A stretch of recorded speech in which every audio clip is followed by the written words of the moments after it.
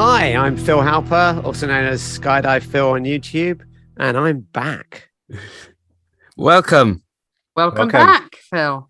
Thank you. The return. Pleasure to have you on the podcast again. Oh, it's a pleasure to be here. Yeah.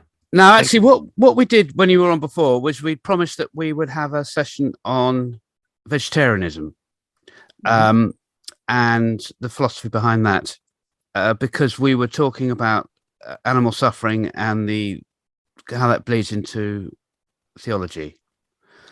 Quite literally in some cases.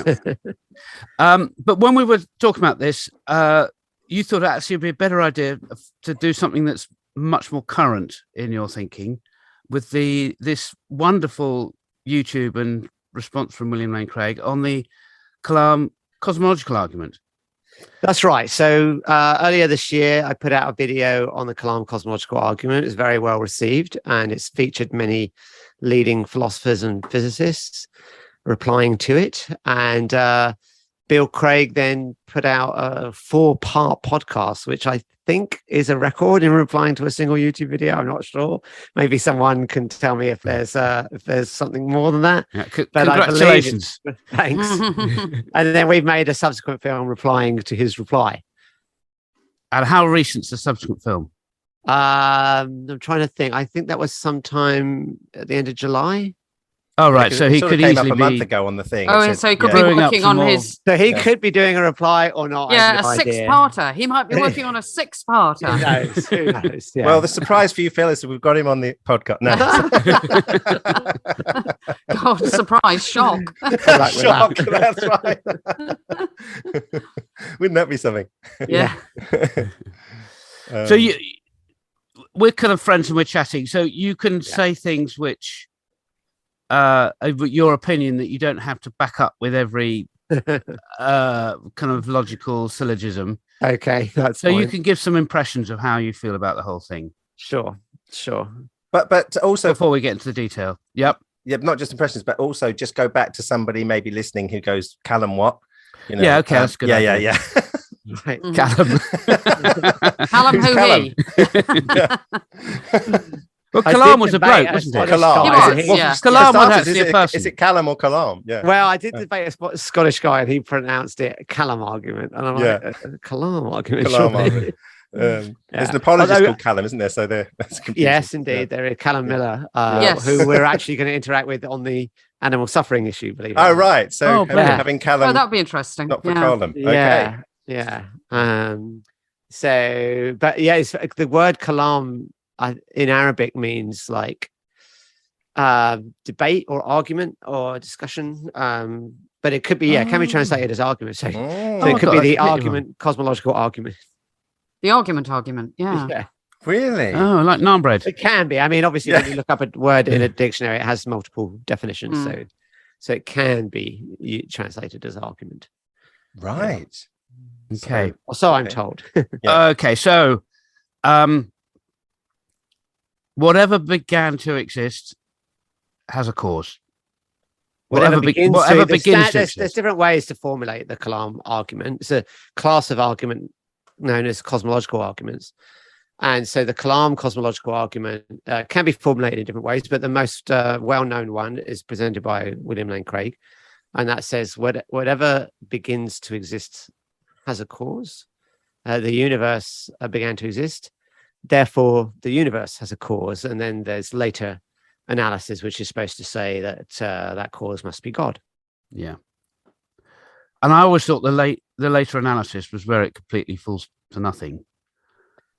I think it falls on both the beginning and the second part. Neither of them work. Yeah. Well, let's not get ahead of ourselves. Yes. The video is really on the first, actually, that argument itself, rather than trying to make it. Yeah, we don't spend a lot of time on the sort of what might be thought of as the second part of the argument. We do have a little bit on it, though, actually. If you make it all the way to the end. Yes, we shall. Sorry, can I just interrupt, because we've referred to the video, and I don't think we've put it in context about what video we're talking about. So do you want to lay that out? So these are the video. Yeah. Phil? So basically, earlier this year, we put out this video, as I said, which is basically physicists and philosophers and leading ones, not like, minor ones. In fact, in many cases, the very people that Craig is quoting replying to the Kalam argument and saying why it doesn't work. So we put that out, and as I said, Craig did his reply, and then we've done a subsequent reply video. And there have been other videos on YouTube discussing it as well. Yeah. I think there's something like a dozen different videos on YouTube talking about our film. So what's obviously the videos will be in our show notes. I hope so. But people just listening, driving along or something, could you think of some words to put into Google that will get to the so if videos you very just quickly?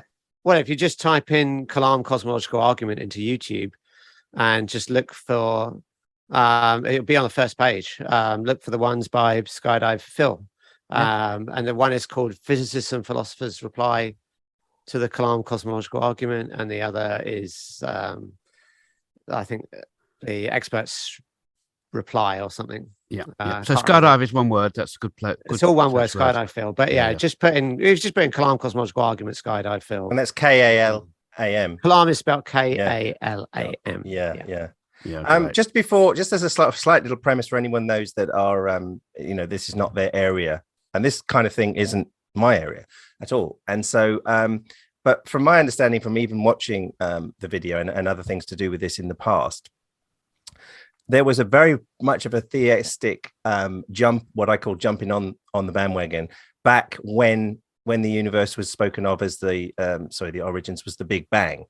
And a lot of this was fascinating for me, that a lot of people, a lot of Christian theism and other theistics jumped on that and thought, wow, a beginning. Oh, well, in that case, God. Of course, this is everything to do with this question, isn't it? And people thought that this was great. And so it really sort of fed into the Christian idea of a beginning, and God, therefore God beginning everything. And really that launches the platform, I suppose, for this whole discussion.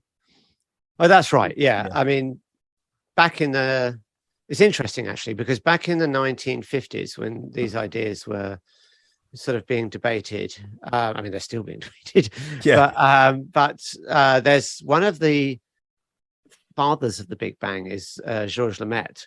And Georges Lemaitre was a cosmologist, but he was also a Catholic priest. And he was basically, what happened was the Pope came in and said, this is confirmation of fiat lux, let there be light. And you might think that Lemaitre sort of put him up to that. He's the father of the Big Bang. He's a Catholic priest, but actually he was extremely upset with the Pope, saying, do not make that connection. And the reason he said that was, one, because the theory is provisional. We don't know if it's right or not. Two, we should keep our science and faith separate. And three, it's always possible that there may have been a pre-Big Bang phase. So what are you going to do, if scientists discover that? So he was actually, he wrote to the Pope. He wrote to the Pope and said, do not use this cosmology as any evidence of the creation, because who lives by cosmology can die by cosmology. Well, indeed. And in fact, what has happened this is exactly what's happened, so basically I think William Lane Craig decided to ignore that, and he's going to say no, this is evidence. And when he did that, he wrote the Kalam Cosmological Argument. I believe it was his PhD thesis actually. And at the time, that was 1979, it was very much the view that Big Bang was the beginning of the universe, and you couldn't ask what was before the Big Bang. That was a meaningless question, because if time began at the Big Bang, there is no before. So that was the view in the 1970s, but I would say today that is no longer the view. Cosmologists have moved on, but of course, William Lane Craig hasn't. Yeah. Could we just quickly sort of dismiss the second half of the argument, because it's sort of easy to deal with quickly, because it not because it's not important, but because of you don't cover it that much, right? And that is the leap from this cause being a god. And the thing I picked up was this idea that the only example we have in our world of things spontaneously causing things is the choice of a free agent. That's the only thing that I can think of that's in that realm. Right. So that was the view put forward by, I think it was Al-Ghazali. And that may have been, a reasonable conclusion to make, in the medieval period. It's certainly no longer the view taken today. So if you think of the decay of a radioactive atom, half of it will decay over a particular half-life, but you can't say which. There's nothing in physics that will be able to tell you which. It's considered to be spontaneous, which half decays, because all the pieces are the same. So it's not like you can have, therefore, some causal determinant for that half and not this half, that every bit is the same.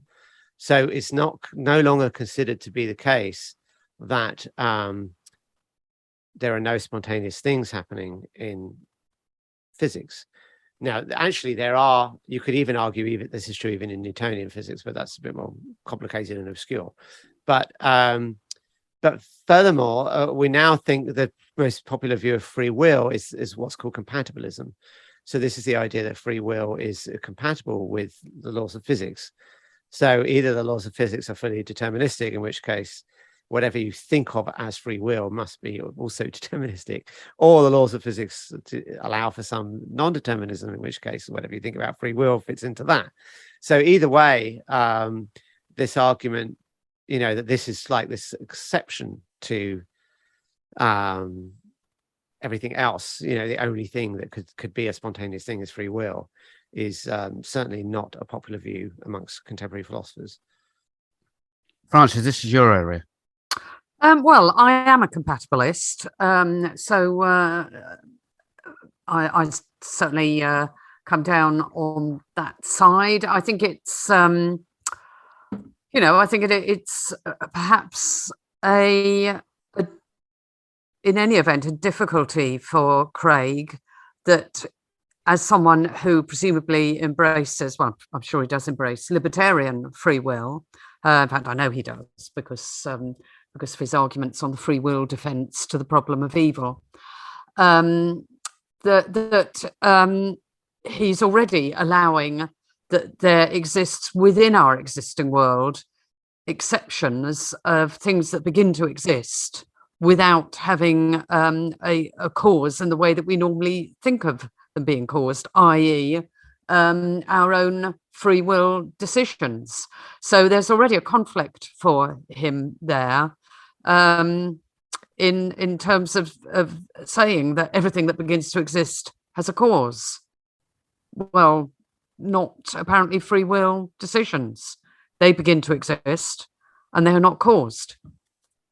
Right. And I would add that, I think my guess is the consensus view is that, your choices are physically arise in the brain.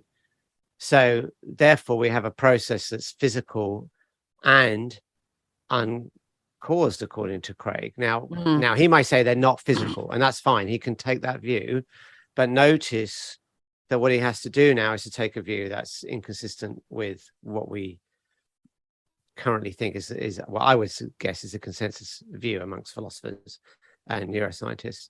And again, that's fine. You can take a non-consensus view.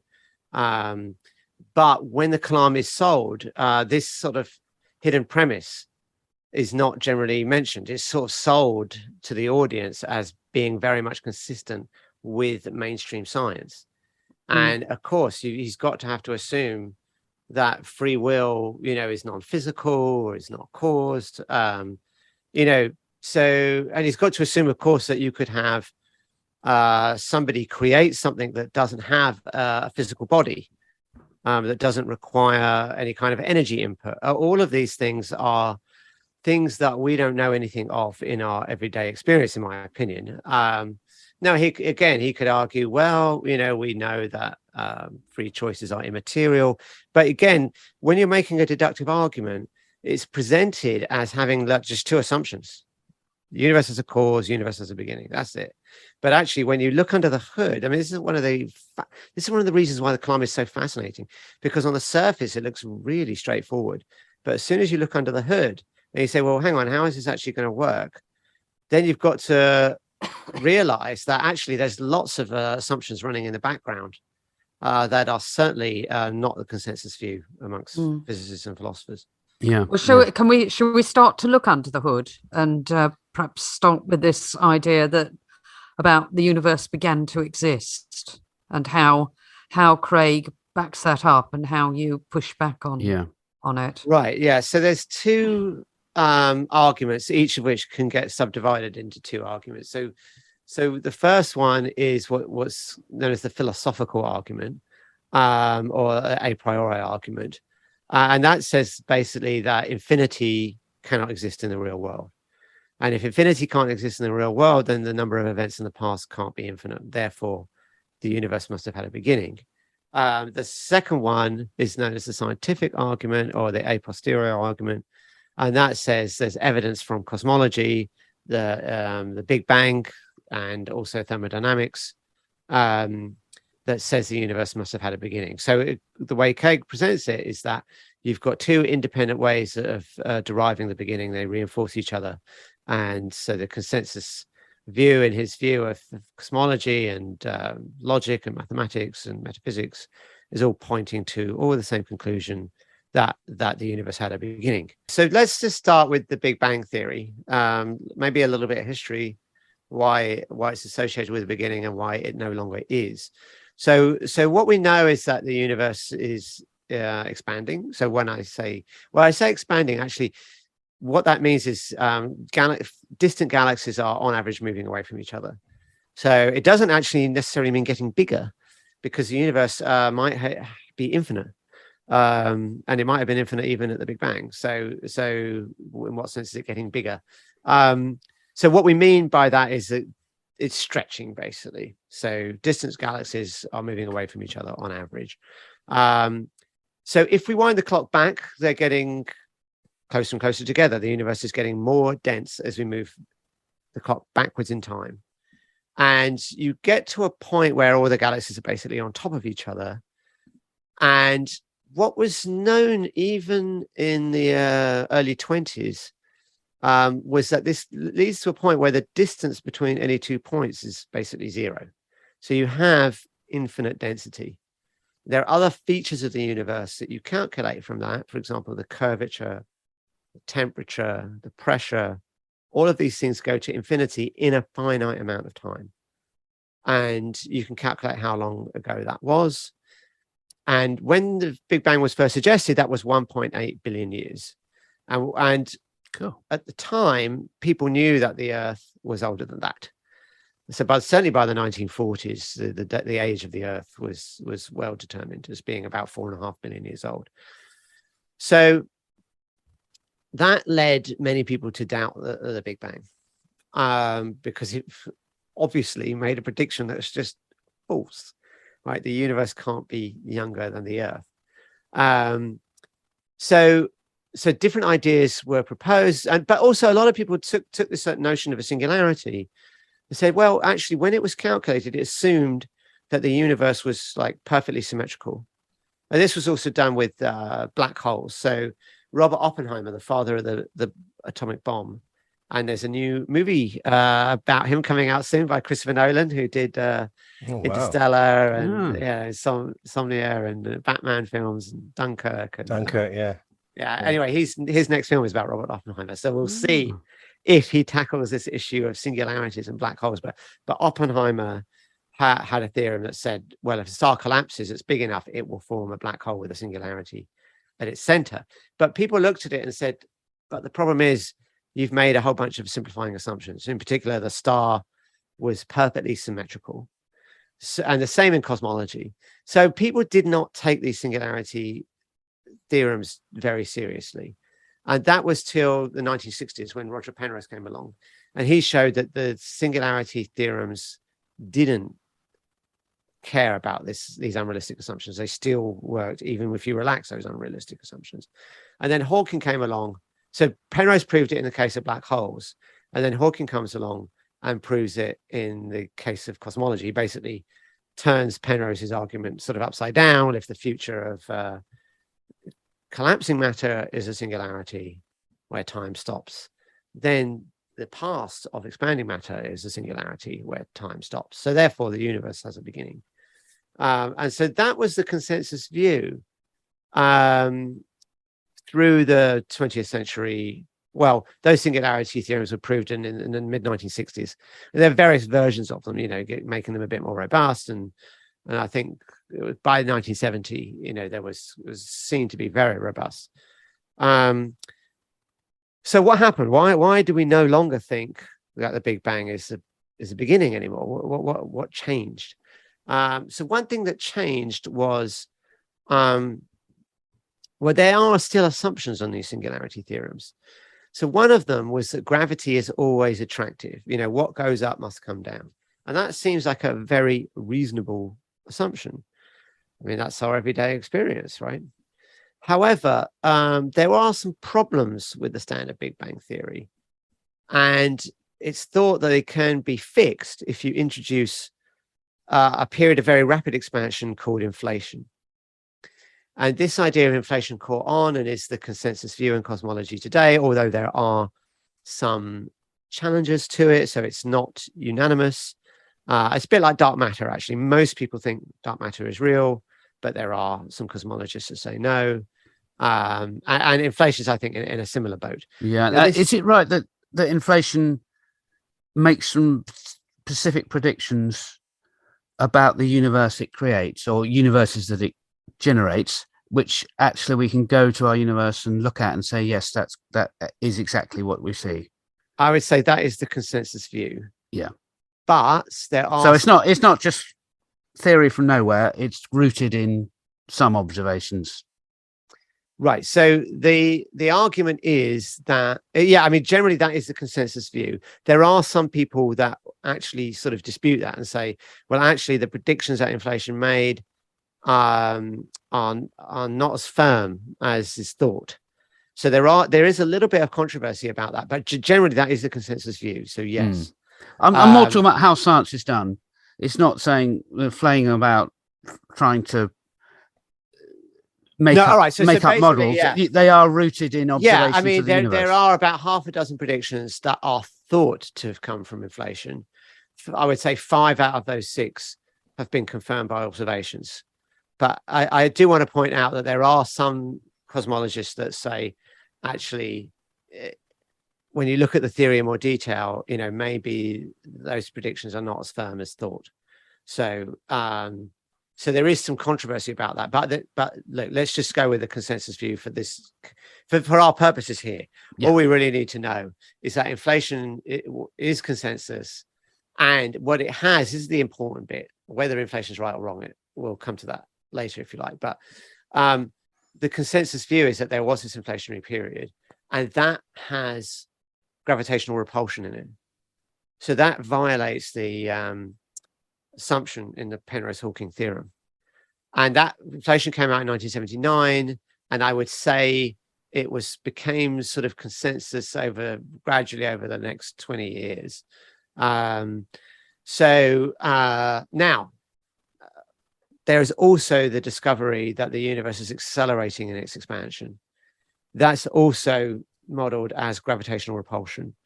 So again, you've got a violation of one of the assumptions of the Penrose-Hawking theorem. So that's one thing that is problematic with this Big Bang singularity. It doesn't challenge the notion of Big Bang expansion. So we have to distinguish. This is very, very important. What I'd like to do is distinguish between Big Bang expansion, which is just the notion that the universe evolved from a very hot, dense state. And that is supported by overwhelming evidence. I don't think there's any debate about that at all. Or not, at least not within serious cosmological circles. There's probably some cranks that might dispute that, some young Earth creationists, but not in serious science. However, so if we distinguish between Big Bang expansion and Big Bang singularity, the Big Bang singularity is not consensus view. And in fact, I would say the consensus view is that there was no singularity. Now, we mentioned this one assumption of gravitational attraction versus gravitational repulsion. However, probably the most important assumption, and there are some others, but I was trying to keep it simple. But probably the most important one is that Einstein's theory of gravity describes the evolution of the cosmos at all scales. Now, at large scales, there's no question about that. I mean, that's obviously true. But when we get to small scale, and when I say small scale, what I mean is the observable universe gets really small as we go into the past. And at some point, it's like smaller than an atom, so it's subatomic size. At this point, quantum effects are thought to become important. And Einstein's theory, I mean, in fact, he came up with his theory of gravity in 1915. 1 year later, he wrote a paper saying, my theory is going to have to be modified because of quantum theory. And so everyone believes, well, I say everyone, almost everyone probably. Sure, you're always going to find one or two dissenters. But the consensus view, and here I think it's an overwhelming consensus, that Einstein's theory is incomplete. So we shouldn't trust it. Stop here for a minute. Yeah. So I've known this for a long time. Yeah. That the high idea of singularity or of it going extreme is based on having to ignore quantum physics. Correct. Does Craig get that as well, or does he? He does. But what he claims something I think is bizarre, in my opinion.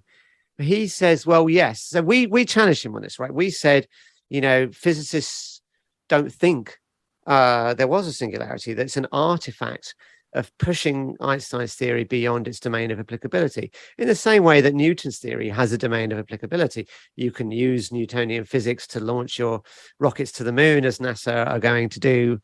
Is it tomorrow? Oh, right. Yeah, well, I think they did it in 1969, so we'll use that. Well, yeah, they're going back. And several other yes, ones, of course they did. I'm not saying they did. Yeah, I mean, they use just going to use it for tomorrow's one. Yeah. Yes, but they won't. As far as I know, they won't be using relativistic physics at all. They just quantum physics to launch it. Yeah, no, I mean they just need standard Newtonian physics. Yeah. And in that domain, it works very well. You don't need relativity at all. But when you get to extreme cases, then you do need relativistic physics. So similarly, when we go to the Big Bang, it becomes so extreme. Now we need not just relativity, but quantum relativity, a quantum theory of gravity. Yeah. And the problem here is, of course, there is no theory of quantum gravity that has been well tested by experiment and confirmed by physicists. And there are proposals for quantum gravity. And just so people who are familiar with this get their bearings, this famous Guth-Vilenkin, whatever that Craig loves. Or the Guth-Vilenkin theorem. Yeah. Does that make the assumption, just for the sake of it, that there is no quantum effect? Yeah, it's classical theory. It's a classical theory. So it admits in its first sort of introduction, look, for the sake of argument, we're parking. All right, so let's step back a bit, Ed. I think we should step back a bit and just talk about the context of this theorem. Right. And then we can talk about what it says about quantum gravity. Okay, so we said that inflation violates one of the assumptions of the Penrose-Hawking theorem. Right. So, and in fact, inflation is thought to be eternal. So once inflation starts, it never ends. It only ends in our region of space-time, but not in some other region of space-time. And that was sort of first suggested in the 1980s. And Alex Vilenkin was one of the main proposers of this idea of eternal inflation. So the multiverse, basically. And it's ironic, actually, that, Craig is often quoting Vilenkin, but one of his probably the thing he's most well known for is the multiverse, which Craig is not sympathetic to. But anyway, but if inflation is eternal into the future, you could ask the question: is inflation eternal into the past? In other words, if inflation does inflation get rid of the singularity?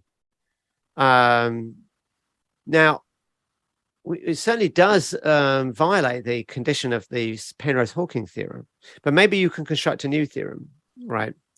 And you can maybe show that inflation is future eternal and past eternal, or maybe only future eternal, but not past eternal. So that's what the Bordet-Guth-Vilenkin theorem is about. It's basically trying to ask the question, is inflation eternal into the past? And what the theorem claims to show is that the inflation is not eternal into the past, that there must be a boundary to the inflating space. So that is now the argument doesn't assume... So that's fine to ignore the quantum stuff because of this is all likely to be before, so after the quantum. Yeah, so inflation is generally considered to be something that happens after the quantum gravity era.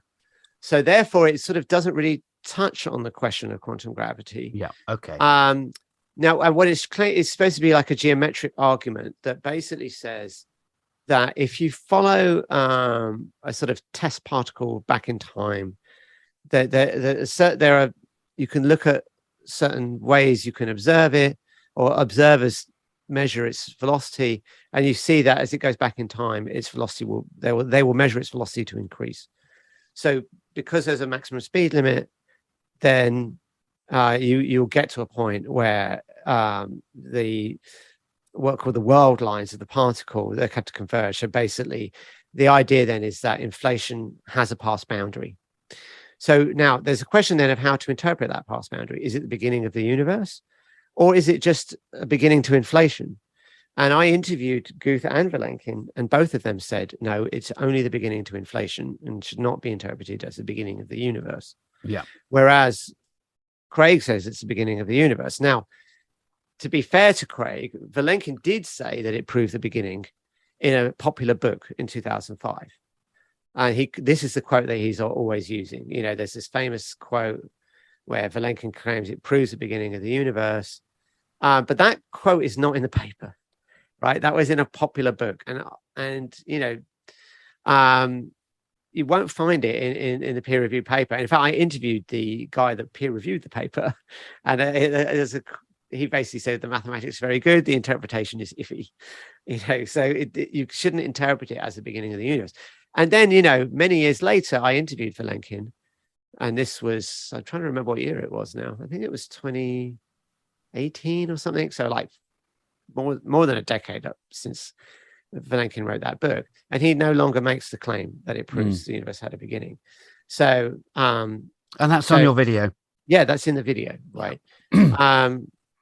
So the Bordet-Guth-Vilenkin theorem is about classical space-time. It's about inflation, and it's basically saying inflation had a beginning. Now, I should say that there are other physicists that have disputed the results of this theorem and say actually inflation can be past eternal.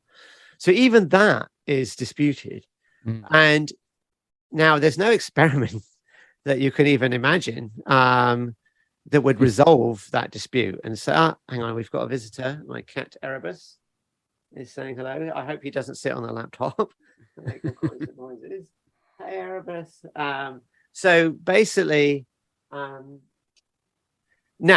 what Craig says in reply to this is that that's key. That's what I was wanting to hear. Okay, yeah. Okay. So one thing he says is that the only way to avoid the conclusion of the Bordet-Guth-Vilenkin theorem is to assume that there must have been a contracting universe that balances out the expanding one. And the contracting universe is unstable, so it wouldn't give us the smooth, homogeneous universe that we live in. Therefore, that's untenable. Therefore, we can rule out a past contracting universe. Cool. He knows a lot of physics with a lot of security and confidence. Well, he thinks he does, but I would claim that he doesn't. Because if you just read the scientific literature on this topic rather than cherry pick it, you'll find that there's lots of papers that claim you can have a contracting universe. It's perfectly stable and gives us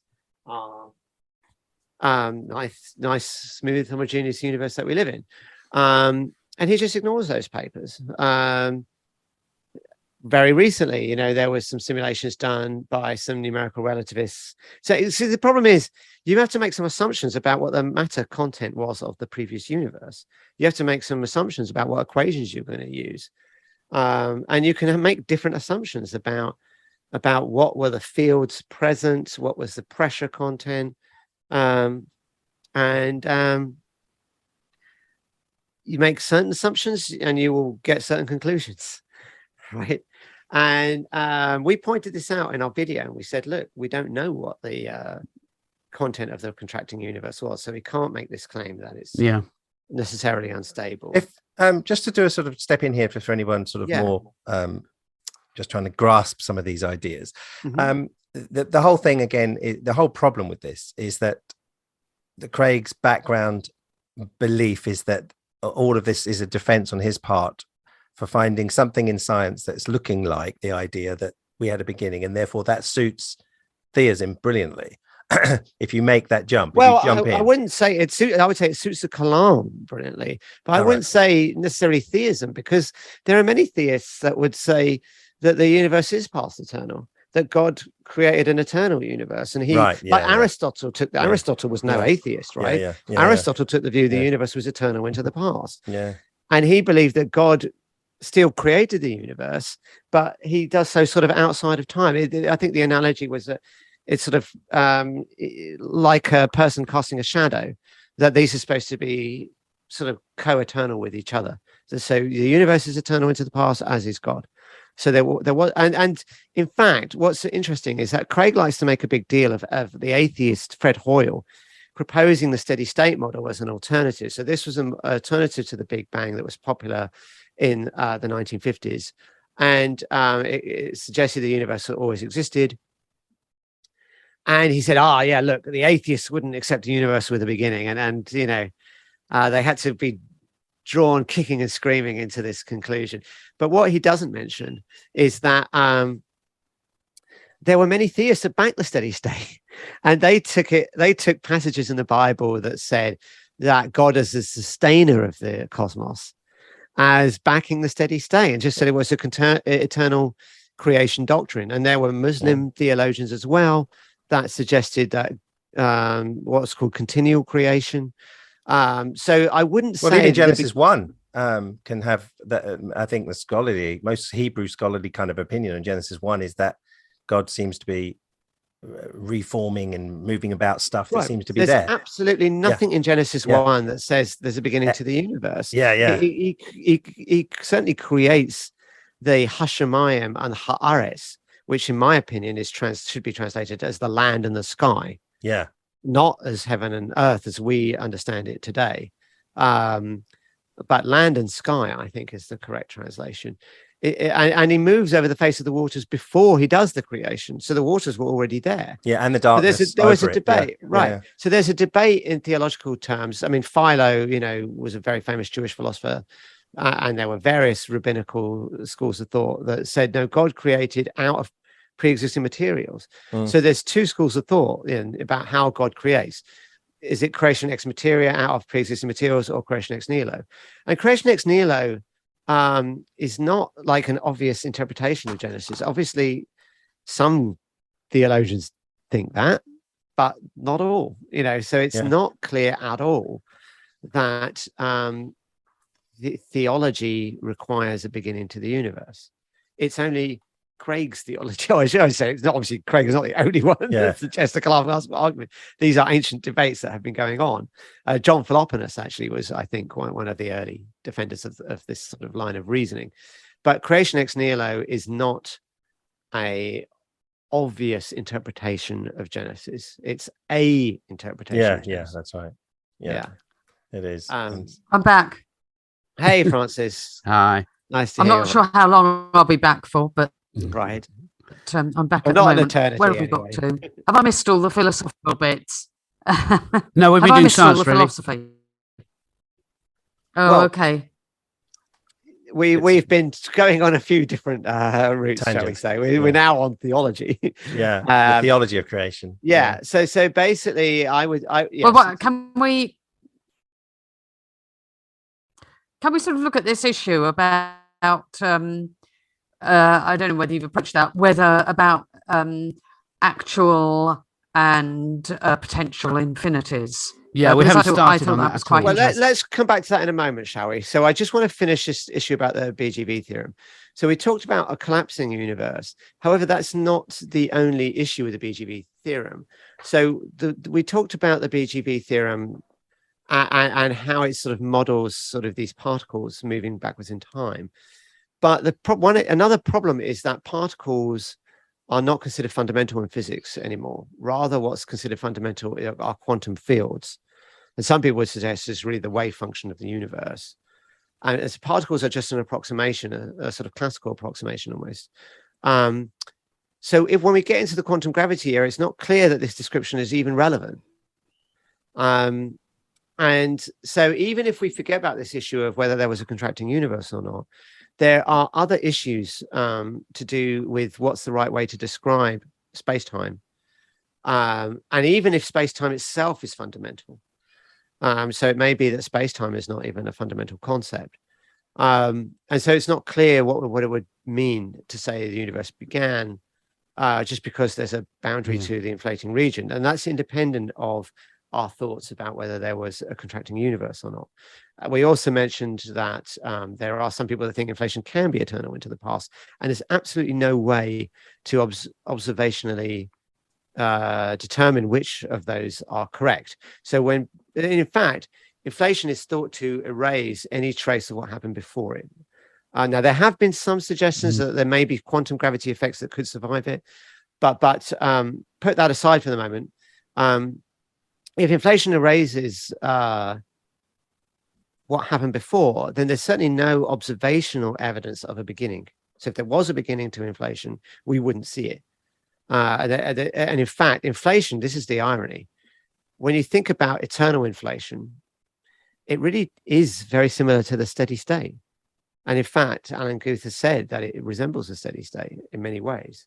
Phil, going back a little bit to when you talked about particles not being the absolute basis of kind of almost reality, but this sort of wave function thing, I think there's something quite significant there, and that is this wave function thing that you're saying might well be the basis, or our best understanding of the basis, is exactly the area where these seemingly uncaused events happen in radioactive decay that you talked about right from the beginning. So actually, this uncaused event is exactly the kind of thing you might expect. Well, that's certainly right. Yeah, certainly causality is not considered a fundamental property of quantum physics. However, I mean, we can actually just put quantum physics aside for the moment and just say that causality may not just be fundamental, that it may just be an emergent property. And if it's emergent, well, then when we get to the fundamental, units of reality, causality may not be a feature. There is something I want to point, though. Actually, I want to just come back to this issue of causality for a moment.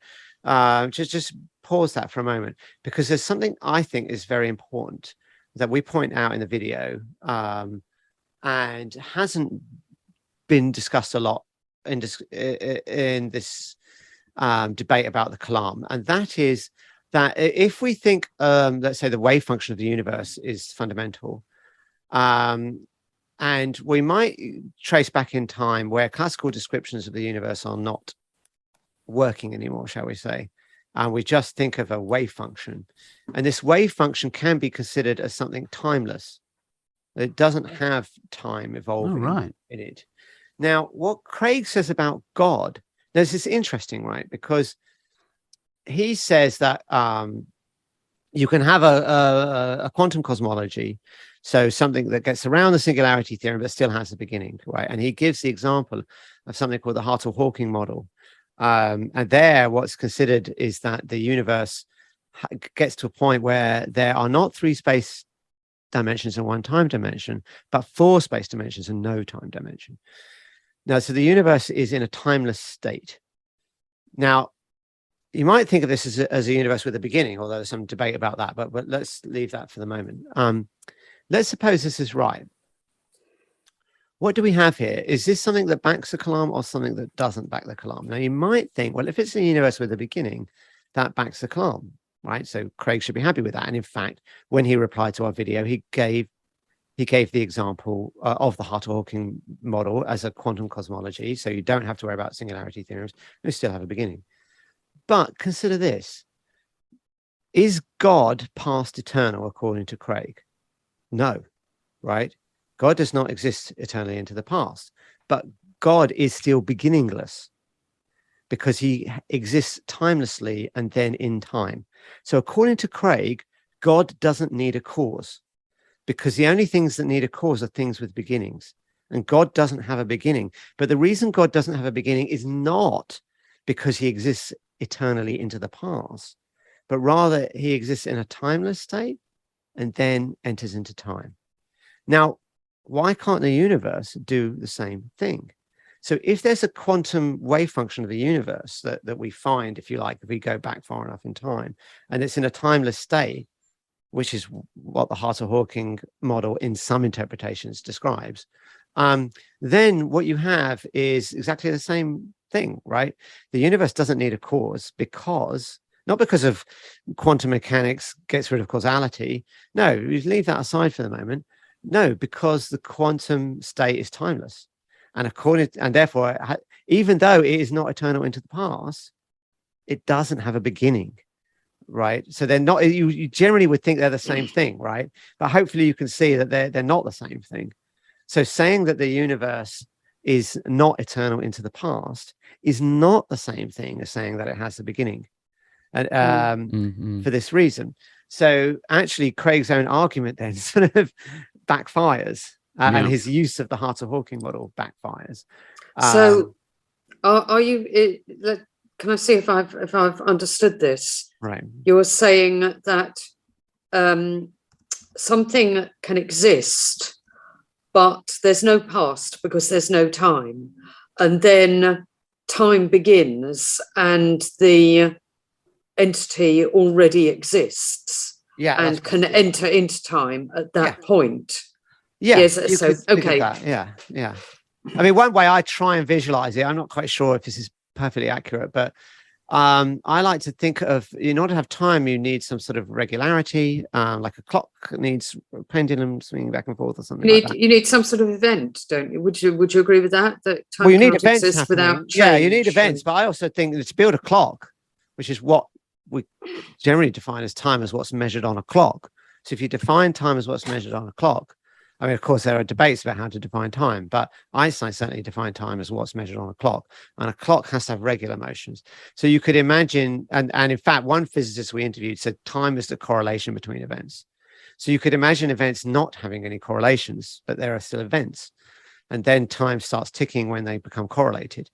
So that's one way to think about it. Now, having said that, there's some debate about the nature of time. Of course, this is not uncontroversial. Yes, there are A theories and B theories. Yeah, but that's sort of separate to what we're talking about here. What we're really saying here is can you have a timeless state? And according to Craig, God is in a timeless state. So if God can be in a timeless state and then enter time, there's no reason a priori why the universe couldn't. And indeed, there are models of physics where that is exactly what happens.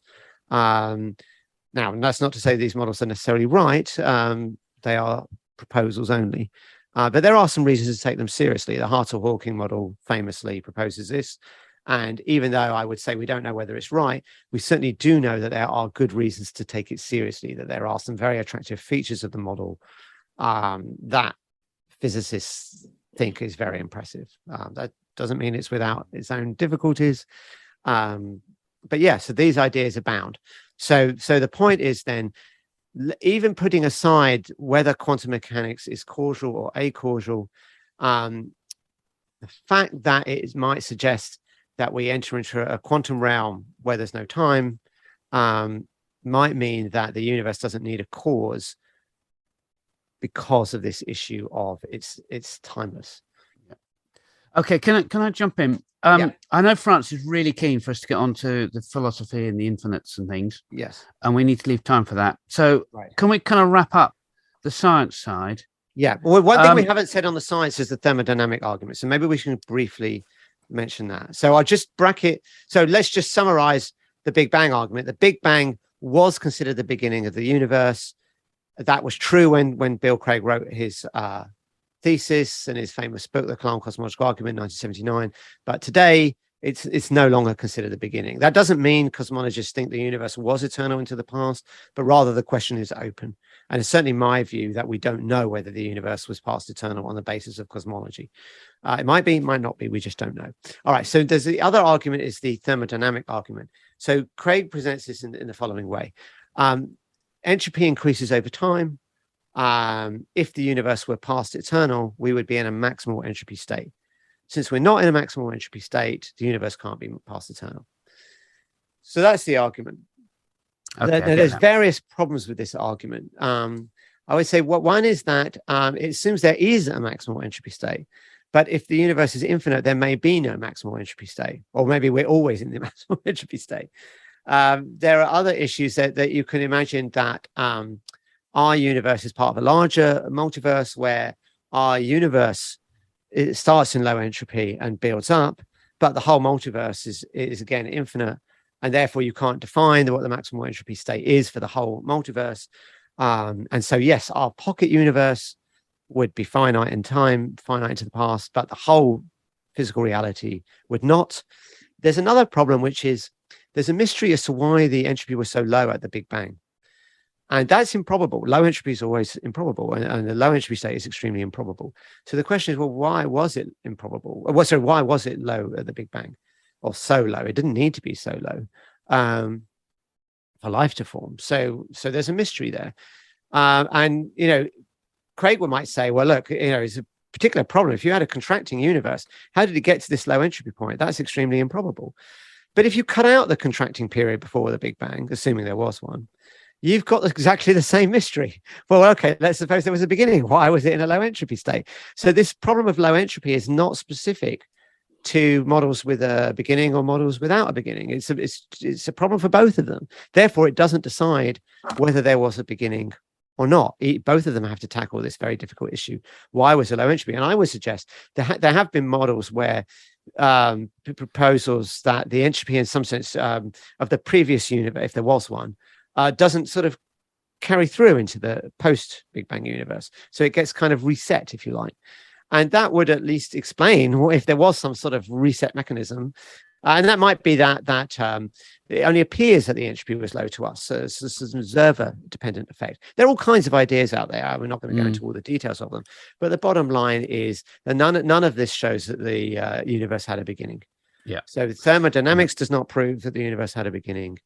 And neither does cosmology. And when I say prove here, I don't mean in a sort of rigorous, you've got to prove it in a rigorous mathematical sense. I mean in the same way that Francis will be familiar with, that, like beyond a reasonable doubt, that this is something, if you're going to have a deductive argument, your premises have to be fairly firmly established. They don't have to be certain. We're not asking for certainty, but they do have to be established to a high level of confidence. In fact, William Lane Craig says something really bizarre, which is that, well, he only needs to show that the premises are more probable than not. And that's, I cannot understand how a professional philosopher can say that. Because if you have two premises, one, let's say they're both independent of each other, and they both have a 60% probability, what's the probability the conclusion is true? 36%. Well, it's 36%. So it's actually more likely false than true. So it's just not right what he says here. So basically we can't establish the beginning of the universe through cosmology, nor can we establish it through thermodynamics. Can I just, on the science side, it might apply to what we're coming to as well. That is that the big picture is Craig's got the burden of proof. Correct. This is very important. And he tries to meet it by what I would, because I'm not trying to be impartial, I see as cherry picking scientific papers, and not accepting that there's uncertainties throughout the whole field. Correct. This is really, really the key point. This is absolutely the key point. When you read cosmology papers, you see that there's no confidence about anything that happened, in this sort of quantum gravity era. There's all kinds of proposals, very interesting ones, and I find them fascinating. We've made a whole video series about them, but there's certainly no consensus. And Craig paints it as, well, this has all been decided. Cosmologists know the universe had a beginning. That's a fact. Accept it. Absolutely not the case. Do you think, Phil, in the ways that this sort of works, like obviously Craig and the whole scheme of people, it can be looked at from our angle, that there's an incredible desire to keep hold of that original idea of the beginning, obviously, because it's compatible with theism and makes a very good evangelistic point. What about the accusation, which presumably you've heard, that scientists are scrabbling everywhere to try and find some way out of that, and that's the impetus, rather than just Craig has made this. Craig has made this point. In fact, he said something like, "Well, we presented a model, for example, where the universe has what's called a closed time-like curve. So this is where space and time can curve back on themselves and make a circle, a bit like the movie Groundhog Day." And in this notion, and in fact, that one of the papers that proposed this was called "Can the Universe Create Itself?" And they proposed that it could, that actually the universe can create itself, which might seem absurd if you're thinking of time as something linear. Events always have to precede other events, right? And time is just going forwards. But if time can go in a circle, then causality, becomes maybe an inapplicable concept. So what did Craig say in response to this? He said, "This is the attempt of desperate." Now, this is a controversial idea. We're not going to claim this is the mainstream view of cosmology, right? And he said, "Well, this is the desperate attempt of atheists to avoid God." That's what he said. Now, Craig hasn't done his homework here, because the guy that is most associated with this is Richard Gott, very famous relativist at Princeton. He's known as the time travel expert, and he proposed this with his colleague Li Jinli. Richard Gott is a theist, right? So he's not a desperate atheist trying to get out. It's just not true. Cosmologists, I think, couldn't care less about the Kalam Cosmological Argument. Most of them probably have never even heard of it. When we made the video, we sent it to everyone that was in it and said, we want to make sure that you're happy with it, that we haven't misquoted you. And many of them weren't even familiar with the argument. They were like, "Oh, if I found this fascinating, I wasn't going to watch it all, just my bits." I ended up watching the whole thing. And no one, I should say, had any objection to it going out. And every single living physicist in this film was sent it and given at least a month to watch it and raise any objections. Anyway, Don Page, there's lots of Don Page is a famous former student of Stephen Hawking. He's now a well-known cosmologist in his own right, and he's an evangelical Christian. He believes the universe is eternal into the past. George Ellis, very famous relativist, worked with Stephen Hawking, and in fact someone that William Lane Craig quoted as saying that you can't have a contracting universe. He's recently proposed that the universe is cyclic, going through contraction and expansion. He is a Quaker. There's lots of spanner in the works, doesn't it? Completely. It's just not true. The cosmologists couldn't care less about Kalam Cosmological Argument. I think they look at the Big Bang and they see puzzles, and they look to try and solve those and puzzles. Then further puzzles as evidence and try and push the envelope of our knowledge. They're trying to do science, not theology. They're trying to do science. They don't care about answering theologians. So they're not thinking, "Oh my gosh, this means God in this exists." video because I wanted to make this video. And in fact, one of the physicists initially refused to participate. He said, "I don't think William Lane Craig is worth the time." And eventually I managed to persuade him to participate, and he did. There was another one that was reluctant for the same reason. And again, we had some chats and he agreed. But many of them never heard of William Lane Craig, never heard of the Kalam argument.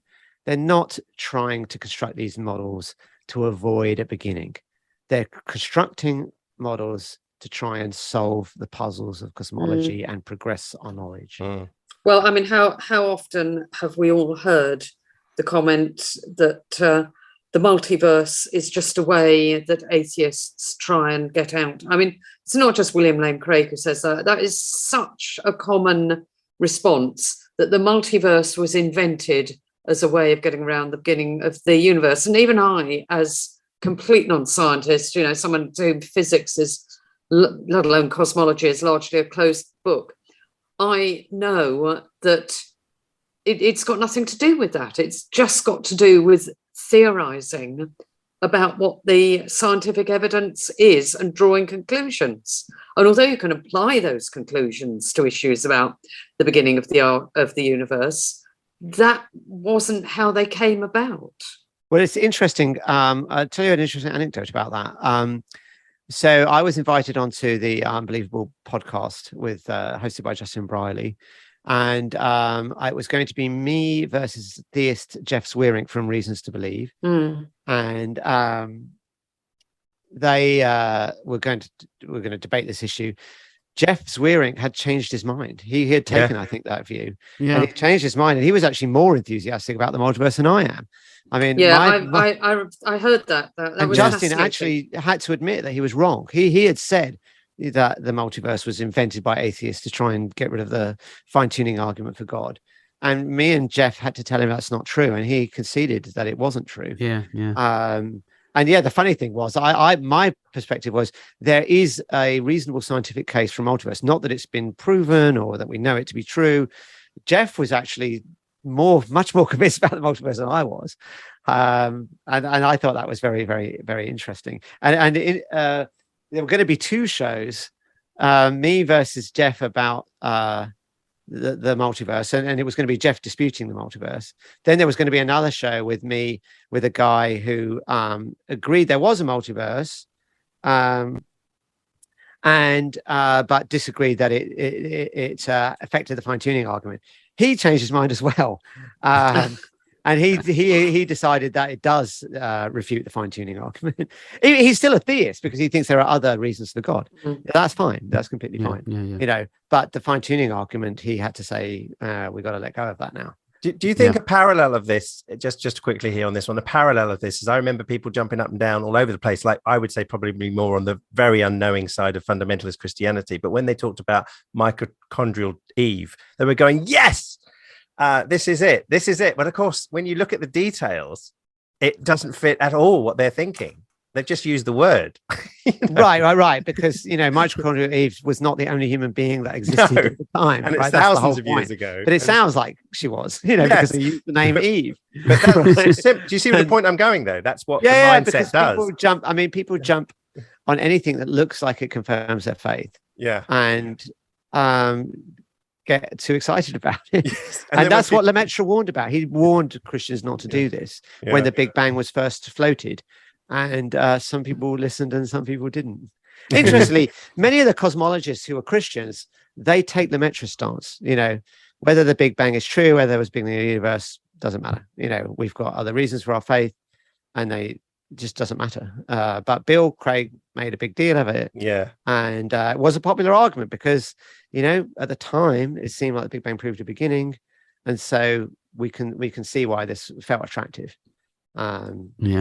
Yeah, I can see. Yeah, and then I was just such a diversion, but people like the lovely Dale Allison,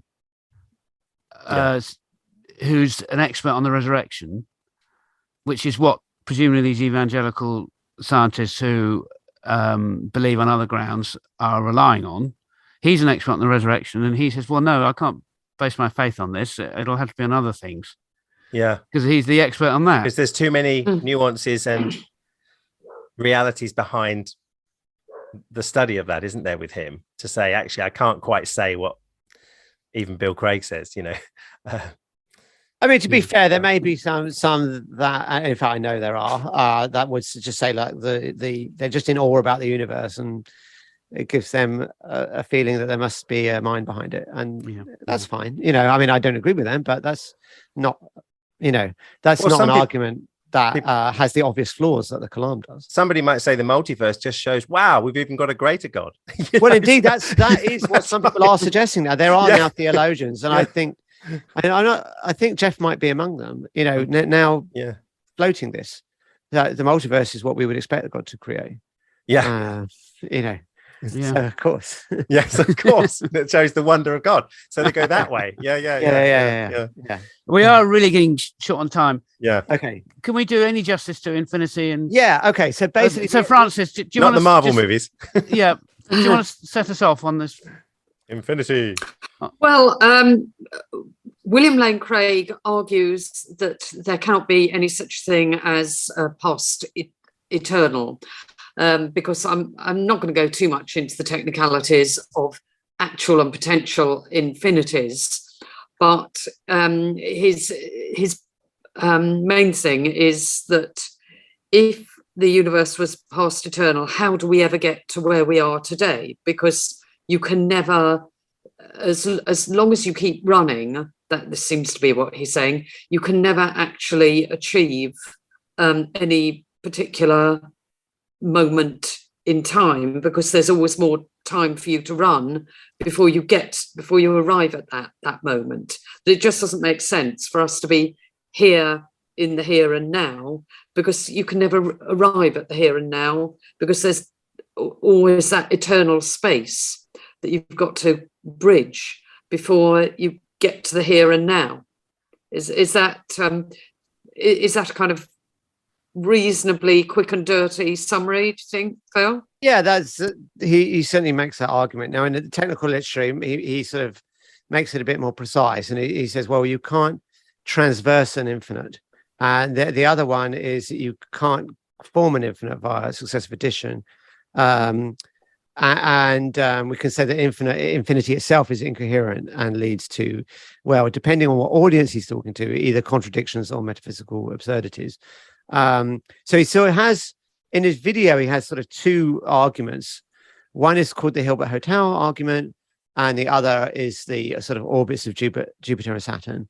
So the Hilbert-Hotel argument is that, well, if we have imagined an infinite hotel that was proposed by David Hilbert, famous mathematician, and if we imagine the hotel is full, it can admit new guests. So all you have to do, the new guest arrives, they shuffle up. The manager says, well, we're full, but we can still admit you. We'll just move the guest in room number 1 to room number 2, the guest in room number 2 to room number 3, the guest in room number 3 to room number 4, and so on. So the first room now becomes available. And he claims that, well, this is absurd. How can a full hotel admit a new guest? That just doesn't make sense. Can I just say, well, what's always struck me about the Hilbert's hotel illustration is that I find an incoherence in the idea that a hotel with infinite rooms could ever be full. I mean, isn't that a bit of a problem? It depends what you mean by full. So this is a problem, right? There's actually an ambiguity here. So full could mean that every room is occupied, or full could mean you can't admit new guests. Now, it might think that that's the same thing, and it is the same thing in a finite hotel. And the reason it's the same thing in a finite hotel is because, let's imagine a corridor of rooms. Okay, you have an end to that corridor, right? But an infinite hotel, by definition, is endless. It doesn't have an end. So there's nowhere for the guests to go in a finite hotel once all the rooms are full. But by definition, an infinite hotel would be endless. So you don't run out of room. You can't run out of room because it's endless. Well, that's right. I mean, doesn't that mean it can never be full? It doesn't mean it can't be full, because every room could be occupied, but you can still admit a new guest. But the contradiction is supposed to be fair. So that's what you might consider just absurd. And I can see your feeling that it's absurd, Francis. But that is because here's the problem. Our world of experience is a world of finite things, right? So we're used to the rules of finite arithmetic. But the rules for infinite arithmetic are different. And we shouldn't expect the things that we experience in the finite to apply to the infinite. There are different rules for infinite set theory than there is for finite sets, and what applies to finite sets does not apply to infinite sets. So one thing that applies to a finite set is that the sub members of the set, if you like, are smaller than the set itself, whereas that's not true in infinity. Okay, so if you think of all the numbers, the positive integers, let's say, there's the same number of positive integers as there are even numbers, right? They're both infinite. That seems weird. You think there should be half as many even numbers. And for any finite set, if you had the set of, let's say you had 2, 4, 6, 8, 10, yeah, and then you added 1, 3, 5, 7, right? Clearly, you're going to say, okay, there's half as many even numbers as odd numbers. But that's not true in infinite sets. They're both infinite. So Craig thinks that leads to an absurdity, or a contradiction. So the contradiction that he claims in the video is that, let's suppose we take all of the even numbered guests out of the hotel, How many have we taken out? Infinite. How many have we got left? Infinite. Now, let's take all of the guests out, rooms numbered 4 and above. How many have we taken out? Infinite. How many have we got left? 3. So what he claims is that you do the same operation, infinity minus infinity, and you get a different answer. And that can't be right. That's a contradiction. He literally says it's a contradiction. Problem is, it's not a contradiction. And the reason it's not a contradiction is that you didn't do the same operation. So with infinity, subtraction is not well defined, at least in certain systems of infinite arithmetic. So the Cantorian system, subtraction is not allowed. So there's no meaning to infinity minus x, because now what Craig says in response to that is that, well, yeah, it's all very well slapping the hand of a mathematician and saying that operation is forbidden, but you can't stop people from leaving Hilbert's Hotel. Bar the windows, they'll go out the door. Or is it bar the door? They'll jump out the windows. I can't remember which way around that is.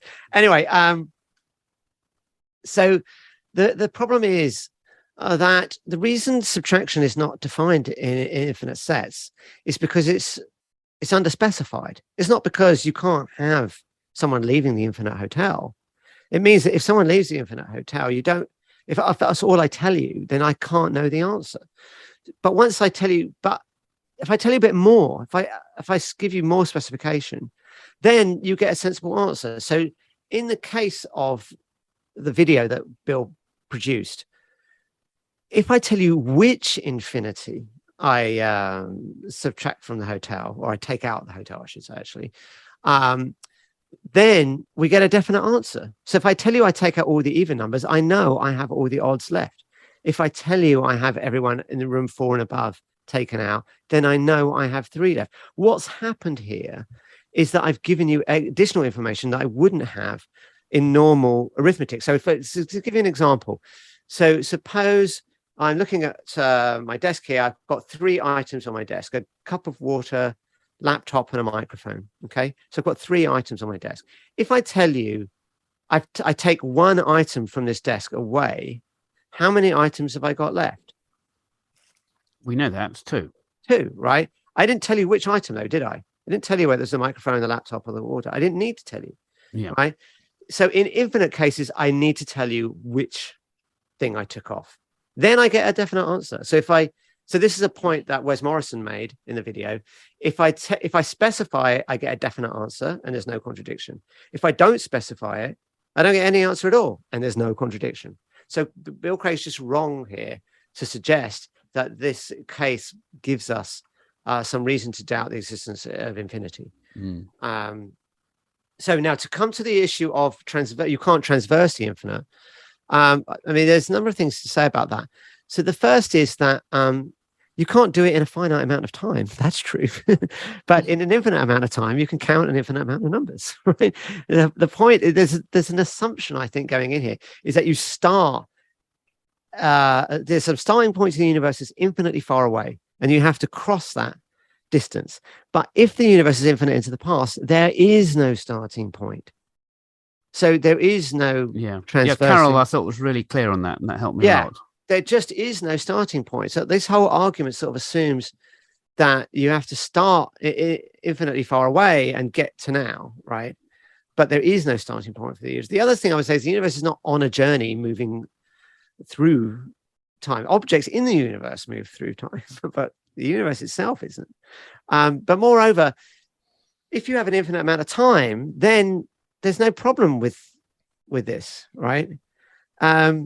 It all assumes a finite amount of time, but that's the very thing that you can't assume, right? Otherwise, you just have a circular argument, right? So if you start counting, so here's one point that Alex Malpass made in the video, which if you start counting 1, 2, 3, 4, 5, there's no, or think of it this way, actually, maybe I can think of it another way. Imagine you have a number line, okay? The number line goes 0, 1, 2, 3, 4 forever. It's infinitely long, right? Pick any number on that line, and it's always a finite distance from the starting point. There is no number on that line that is infinitely far away from the starting point. But that doesn't mean the line is not infinite, right? Because it's endless. So obviously you never get to the end, because infinity by definition is endless. So often the argument is supposed to be you can't get to the end, right? And so this comes importance is what you mentioned, Francis, about you were talking about distinction between actual and potential infinities. Yeah. Right. So one of the arguments is that the past would be an actual infinite, but the future would be only a potential infinite. So this problem that we mentioned earlier for Christianity was that if infinity is not real, then the future can't be infinite, and Christianity then is false, as would be Islam as well, and any religion that promises an endless future. So the argument is, well, that's only a potential, right? So now what do we mean by potential and actual? Now the standard definition, it comes from Aristotle, and Aristotle says that a potential infinite is one that is spread out over time, whereas an actual infinite is one that has lots of things existing at one moment in time. So in that case, the past eternity of the universe would be a potential infinite, which Craig says he's okay with. So he has to use a different definition of potential and actual infinite. And his definition of potential infinite is one that is tending towards infinity but never gets there. So if you start counting 1, 2, 3, 4, 5, and you go on forever, you're never going to get to infinity. So he calls that a potential infinite. And an actual infinite is a set where the members of the set are infinite. Now the problem is that I think a good case can be made that the future is an actual infinite. It's not a potential infinite, because the future is not growing, right? The number of days in front of you is, if the universe never ends, is infinite. It doesn't grow as you move forward in time. What grows is the set of events that you've passed, right? So if I start counting today, and again, this is a point made by Wes Morrison in the video, if I start counting today, I count 1 today, 2 tomorrow, 3 the day after that, then the set that's growing is the number of events that I have experienced. What is not growing is the number of days in front of me. That's infinite. Therefore, the future is an actual infinite. So if we're going to say potential infinite is okay, but actual infinite is disallowed, then we have to say that the future cannot be eternal, which contradicts Christianity. But the point about the past is that, so another point that Craig makes is, well, you couldn't count down. How could you count down from infinity and get to zero, right? But again, this is assuming a starting point infinitely far away, and then you have to get to zero. But that's not the right way to think about it, because if the past were beginningless, there is no starting point. So a better way to thinking about it is say, well, let's just run the clock backwards. I count 0 today, and -1 I counted yesterday, -2 I counted the day before that, -3 the day before that. And if I'm immortal and the past is infinite, how many numbers would I have counted? Well, infinitely many. And that's perfectly coherent. There's no contradiction there at all. You happy, Francis? I might need to go and listen to the video again. I mean, I do find this whole business of actual and potential infinites quite difficult to get my head around, actually. I mean, I kind of follow what you're saying, but I think it's I think it's just quite a difficult area, and as I say, I mean, I think it was quite helpfully set out in the YouTube video.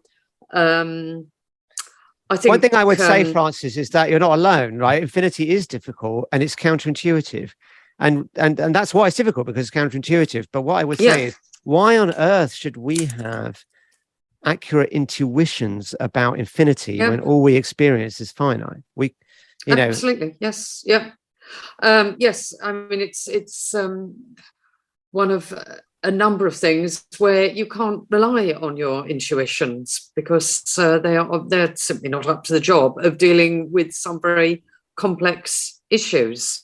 I thought one of the things that I thought was quite helpful, it was more or less said in passing, that zero is also a strange concept, and it's not a concept that we always had. It was a concept that somebody developed, but zero does strange things and behaves in strange ways. That concept of zero, but we don't say for that reason that zero is absurd, or that we can't work with anything involving zero. We just accept that zero is an area where it has its peculiarities. Correct. If you divide, so basically the statement by William Lane Craig is that, well, subtraction from infinity is ill-defined, so maybe infinity should not be allowed because clearly you can subtract things, right? But division by zero is also undefined, right? What does he want to say? That zero should not be allowed in our discourse? In fact, if I ask him how many infinite things are there, presumably he's going to tell me zero. Well, we'll wait until you have that conversation with him. Well, we'll see. We'll see. This podcast is turning into the infinite, so we're crossing. Yeah. Yes, we are traversing. Yeah. The infinite regress podcast. Phil, this has been absolutely tremendous. Yeah, it has been. Thank you. Thank you very much. Made my mind like really start. Yeah. So look out for all the show notes and Google SkyDive Phil and Kalam, spelled with a K, and Cosmological Argument, and you cannot go wrong.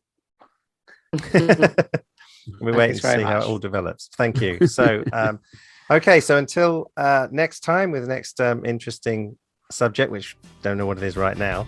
I have been your host, Andrew. I've been Francis. I've been Ed, and I've been Phil, your guest.